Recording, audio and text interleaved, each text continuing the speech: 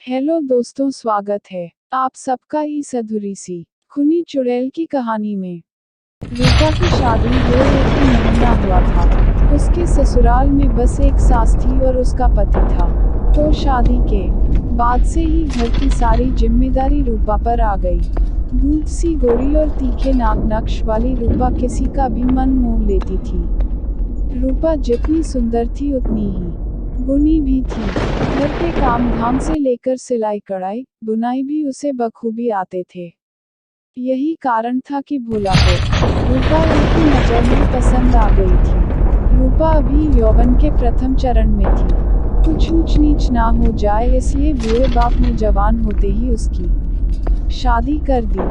पर जब किसी की किस्मत में ही बुरा होना लिखा हो तो उसे कौन टाल सकता है। कुछ ऐसा ही रूपा के साथ भी हुआ।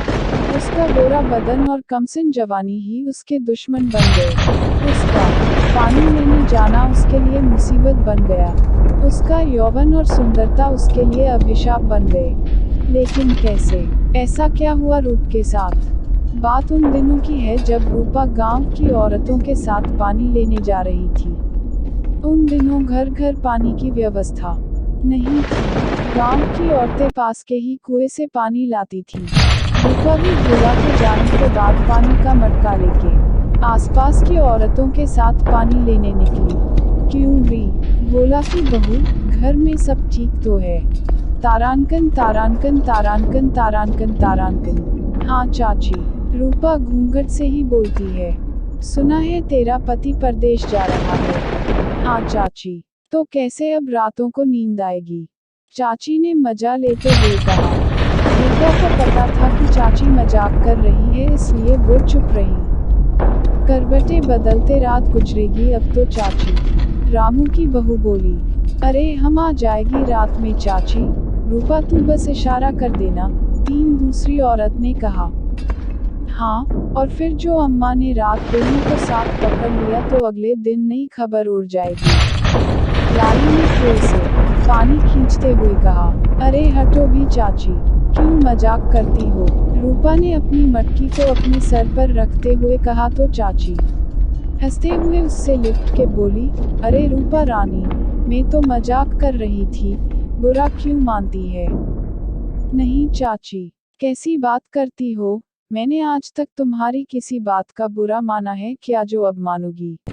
तो फिर रात में बुला लेना, अगर नींद ना आए तो, चाची कहती है। और सारी औरतें हंसने लगती है। सारी औरतें पानी लेके वापस जा रही थी। रूपा भी साथ ही थी। उसकी सर की मटकी से थोड़ा पानी छलक उसके ऊपर गिर रहा था, तो उसके कपड़े गिले होके उसके बदन में चिपक गए थे, जिससे उसके बदन को उभार और गहराइयों साफ साफ नजर आ रही थी। चरण सिंह अपने नौकरों के साथ उधर से गुजर रहा था। उसकी नजर रूपा की मटकती चाल पर पड़ती है। वो तेज आवाज में अपने नौकर से पूछता है, क्यों रे कल्लू, गांव में कोई नई हिरनियां आई है क्या? जी मालिक, कल्लू भी गंदी तरह हंसते हुए कहता है। जरा पलट के हमें भी देख लेती एक बार, हम क्या इतने खराब है? चरण सिंह कहता है।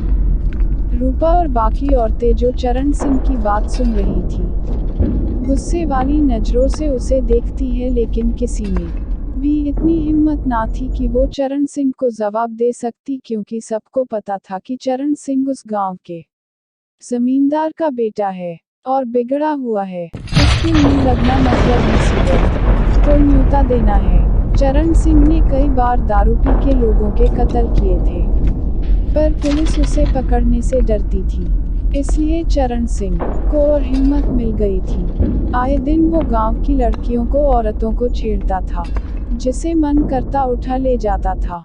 अगर कोई उसके खिलाफ आवाज उठाती तो उसे मारने में चरण सिंह को देर नहीं लगती थी। और इस बार चरण सिंह की गंदी नजर रूपा पर थी। वो बस रूपा को पाना चाहता था।